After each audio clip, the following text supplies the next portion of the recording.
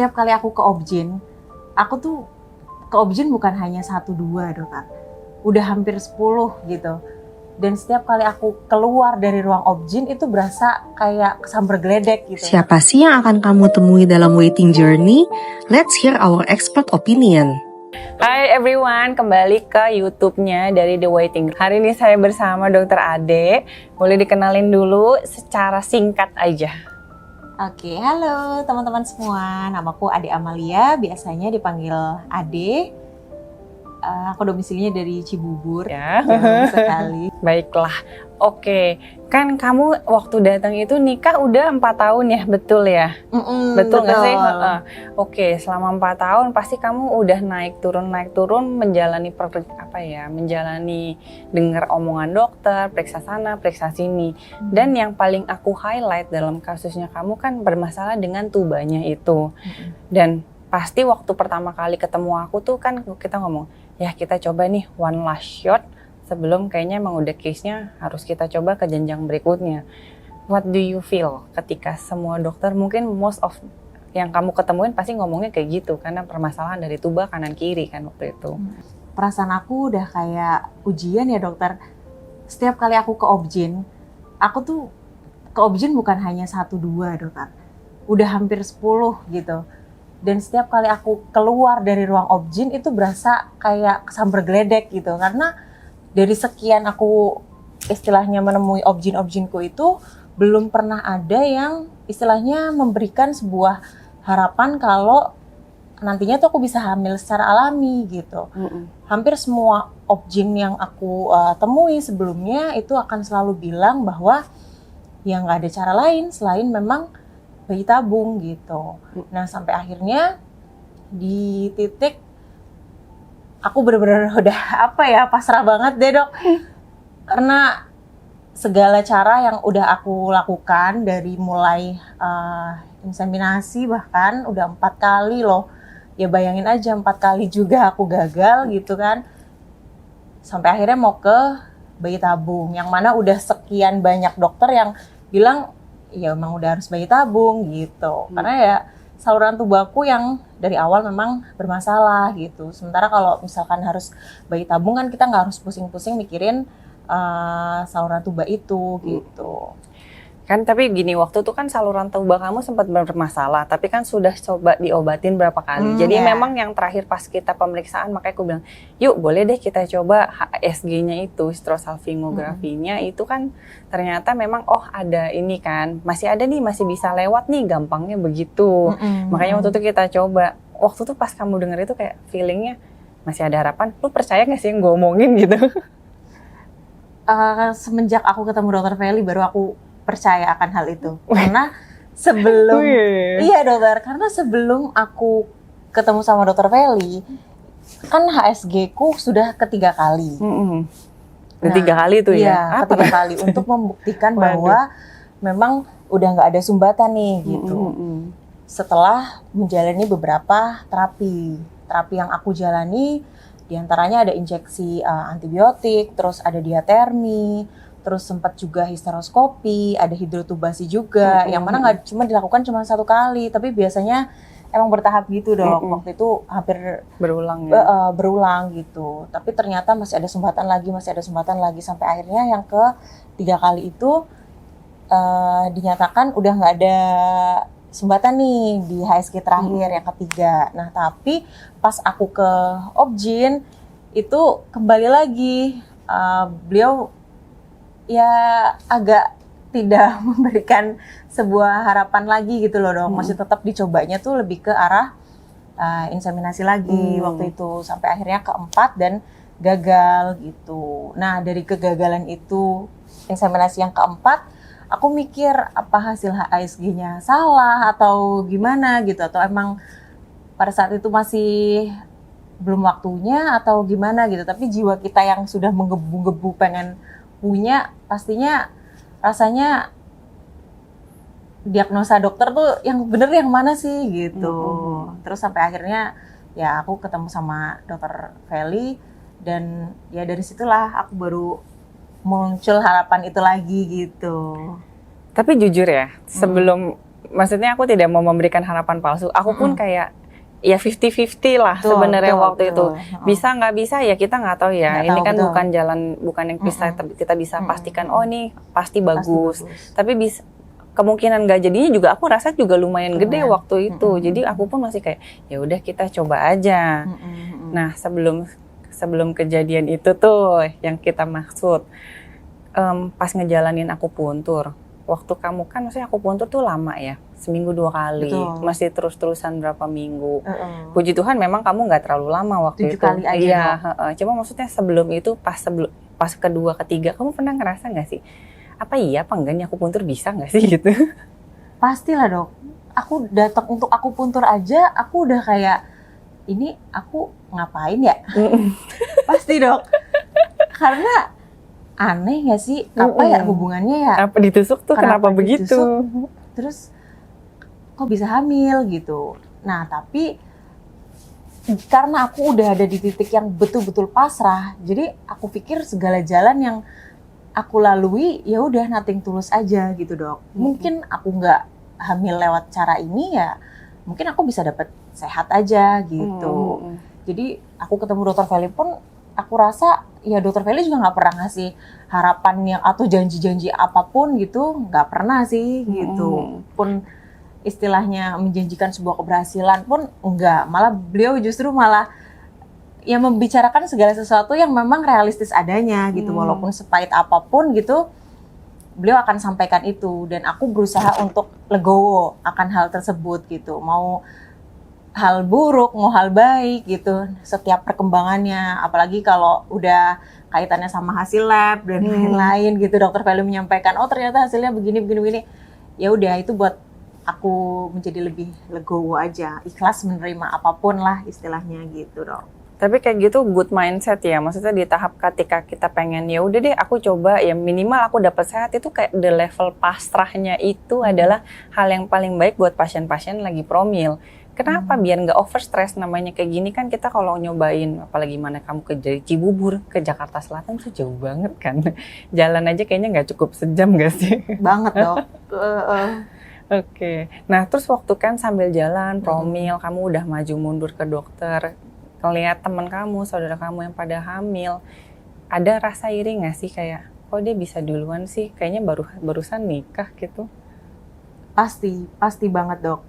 Apalagi dengan segala usaha yang aku lakukan, sudah begitu banyak yang istilahnya aku dan suami korbankan gitu. Gak cuma, ya promil itu menurut aku bukan cuma kesiapan tentang finansial ya, tapi juga kesiapan tentang fisik dan juga kesiapan mental. Mental ini dalam artian ya promil itu bukan berarti sekali itu berhasil gitu. Bahkan untuk aku yang sudah berkali-kali gagal gitu kan, istilahnya kalau dibilang udah kena mental ya pastilah dok, udah kena mental tuh banget gitu, sampai ada di titik yang ya udah kayaknya emang nggak akan mungkin gitu, sampai di titik itu loh dok, emang udah nggak akan mungkin sepertinya gitu. Terus waktu kamu kena mental, yang bangkitin kamu lagi apa? Keluarga kah? Suami kah? Atau ada yang misalnya kamu baca wejangan atau gimana, apa yang bikin kamu semangat lagi keep going on? Lebih ke ibu sih dok. Karena ibuku selalu apa ya, support. Buktinya pas aku ya? puntur kan, ibu selalu datang untuk mau nangis, dampingin aku walaupun beliau jauh ya sama aku gitu, tapi nggak pernah. Ibu dari jauh kan ya, suka datang nemenin terapi. Betul. Dan ibu selalu bilang apapun hasilnya nanti gitu, ya udah kita pasrah aja, namanya kita hanya berusaha untuk mendapatkan keturunan supaya nantinya kita kalau udah meninggal ada yang mendoakan kita nantinya gitu. Tapi pun nggak dari sendiri, ibu sampai udah bilang kayak gitu dok, nggak dari rahim kamu sendiri, kita bisa coba cara lain. Ibu sampai bilang kayak gitu loh dok. Supportive banget ya. Jadi di titik itu yang aku, ya ampun, ibu aja istilahnya sangat legowo ya akan hal tersebut gitu. Masa aku sendiri yang ngalamin mudah sekali dalam putus asa gitu. Kayak aku bisa ya sampai sekarang percaya sebuah keajaiban dan ternyata bisa datang di waktu yang tepat gitu. Gimana kalau misalnya orang sekitar kamu, teman kamu, saudara kamu yang lain atau suamimu gimana? Mereka suportif juga nggak sih? Pastinya iya sih dok, walaupun memang ya kadang-kadang banyak mitos-mitos yang Apa masuk tuh ke situ mitosnya? gitu loh dok. Banyak lah dok, kayak ya kalau doa-doa gitu sih sudah pasti ya dok ya, maksudnya kalau hal baik sih pasti aku akan menuruti itu, kayak misalkan mandi hujan, terus iya Kamu pernah berarti mandi hujan? pernah aku sama suamiku mandi, jadi kita hujan-hujanan gitu loh dok. Oke, demi ya. Iya, hujan-hujanan, terus nanti ada baca doa gitu ya. Kita nggak maksudnya nggak meng-highlight hujan itu gimana, tapi Dicoba yaudah, aja. yang penting ya ada doanya gitu. Sampai ya kalau kayak ke panti asuhan dan lain-lain kita udah sering lah, karena kita saking kepengennya mungkin doa kita nggak dikabulkan, tapi lewat doa anak yatim. Iya. Yatim piatu inilah doa kita akan dikabulkan, yang kayak betul. gitu-gitu dok. Bahkan ya mungkin yang istilahnya datang ke orang pintar ke sini gitu juga ikutan, waktu itu pernah ngalamin juga gitu dok. Udah sedespo itu ya. Iya betul, terhadap medis ya dok ya. Kamu sama suami lebih kepengen siapa? Yang lebih kayak, aduh, longing banget Aku sih dok. kamu ya. Iya. Apa ya? Panggilan ibu ya. Betul, Natural. betul. Apalagi di usia yang istilahnya teman-teman aku sendiri, circle aku udah pada menimang buah hati mereka dengan segala kegemasannya gitu. Aku kapan gitu. So what do you feel waktu pertama kali? Kan kamu hamil tiba-tiba habis 7 kali kita akupuntur, tiba-tiba kamu hamil alami kan tuh. Iya. What do you feel? Nggak bisa diungkapkan kata-kata sih dokter. Lebih percaya, nggak percaya, tapi nggak banyak berharap. Bedanya dengan aku udah pernah inseminasi berkali-kali, itu harapannya sangat besar dan aku kecewanya pun sangat besar. Tapi pada saat di titik aku hamil yang betul-betul aku ngelihat sendiri itu garis 2 dan tebal dokter. Ya udah, aku nggak terlalu yang sampai bahagia pun secukupnya. Karena aku udah pernah sedih yang sesedih itu gitu. Nah, kan ini ada sebenarnya kelanjutan itu cerita menarik ya. Kayak sekarang udah waktu itu sempat hamil, terus sempat dibilang nggak hamil karena sempat lumayan banyak kan ngeflagnya. Kamu boleh nggak sih cerita dari point of view sedikit dari kamu gitu? Soalnya kalau yang aku tangkap kan ya memang aku sendiri aja sampai, hah, lu hamil? Hah, lu keguguran? Terus tiba-tiba ada lagi gini. Coba boleh ceritain sedikit nggak? Iya. Memang dalam hidupku itu sepertinya ada-ada aja sih dokter. Iya kan? Ada aja, bisa jadi humor, bisa jadi sebuah apa ya dok? Ya sebuah kenangan juga sih nantinya gitu ya. Nah yang pas hamil kali ini kan awalnya mah aku percaya nggak percaya kalau itu garis 2 yang emang beneran tebel, karena aku udah pernah ngalamin garis 2 yang mana satu tuh samar dan nggak tebel-tebel karena ektopik itu tahun 2022. Nah yang tebel itu baru di 2024 kemarin pernah kan yang aku kehamilan akhirnya embrionya nggak ada, dan yang 2025 ini di 5 week itu aku ke obgyn veto. Nah karena veto kan berarti udah pasti nih ada istilahnya lebih teliti lah gitu. Ternyata ada sebuah apa ya dok kehidupan di situ gitu kan ya. Itu hari Senin, aku ingat banget dokter, hari Senin. Nah tapi kan aku belum ada rasa secara fisik ada perubahan dan lain-lain, sehingga aku masih praktek pada saat itu. Kebetulan aku praktek sebagai dokter gigi dan shiftnya memang sampai malam. Nah untuk itu kan hari Senin aku habis cek. Untuk hari Selasa aku praktek seperti biasa dari sore sampai malam. Nah waktu itu baru pasien yang kedua, ternyata aku ada pendarahan dokter. Darah yang keluar tuh darah segar. Nah karena agak istilahnya worry gitu kan, baru cek hari Senin kok sekarang udah pendarahan gitu. Akhirnya aku ke IGD. Di IGD dirujuklah ke langsung ke ruangan obgyn karena kebetulan pada saat itu ada obgyn yang sedang praktek. Nah, sama obgyn yang sedang praktek tersebut memang di istilahnya di USG dan udah nggak ada sama sekali. Aku pun lihat juga dokter di monitor itu memang udah nggak ada yang aku hari Senin lihat gitu. Kan warnanya putih bulat kecil gitu kan dok. Nah pada saat hari Selasanya itu emang udah hitam semua, udah kosong gitu. Dari situ dinyatakan bahwa janin tersebut sudah gugur.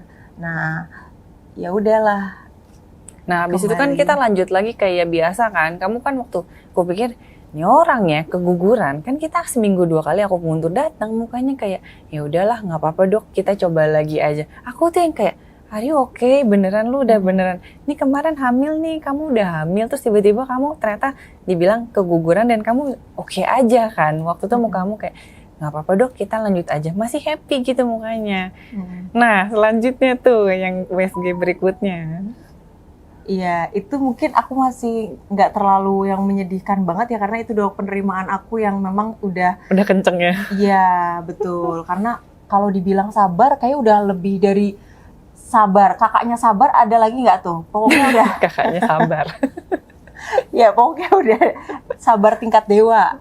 Ya jadi kalau mau diuji apapun gitu, aku udah siap nih gitu. Hamil aku seneng, tapi aku secukupnya aja gitu. Mau diuji sedih lagi, ya udah aku secukupnya juga gitu. Makanya kita langsung istilahnya ya udah life must go on kan. Terus kamu kan nggak hide terus? Nggak hide. Tes pack lagi. Tes pack lagi karena tes pack aku kan kedua. Tes pack kedua betul. Dan kagetnya waktu itu kayak aku nggak ngerti kamu. Aku waktu ngeliat tes pack kedua, hamil lagi? Hamil lagi? Perasaan belum hitungan genep bulan gitu kan? Ya, dok. Terus kamu bilang kan, dok, yang ternyata kemarin masih hamil. Jadi yang kemarin kita kira keguguran itu ternyata si bayinya ini survive dia. Iya, sampai sekarang Sampai di 37 week. Nah, makanya aku menamakan dia sebagai ya keajaiban dok. Miracle. Ya bagaimana jadinya kalau waktu itu aku istilahnya diberikan obat penggugur kandungan gitu. Pasti aku nggak akan sampai di usia 37 week seperti sekarang gitu dan bisa merasakan ya bentar lagi mau jadi ibu gitu. Gimana respon suami pas tahu kamu hamil? Beneran yang kayak oke, literally udah hamil, udah lumayan nih.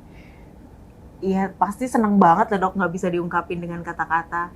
Cuma ya itu kita berdua karena udah saking seringnya ditimpa cobaan dok, jadi senang secukupnya, sedih juga secukupnya. Bagus tuh. Biar memanage ekspektasi. Betul, karena ya kekecewaan bisa datang kapan aja ketika kita menaruh ekspektasi yang terlalu berlebih gitu. Ibu tahu waktu kamu hamil pas yang berapa minggu say? Langsung kah?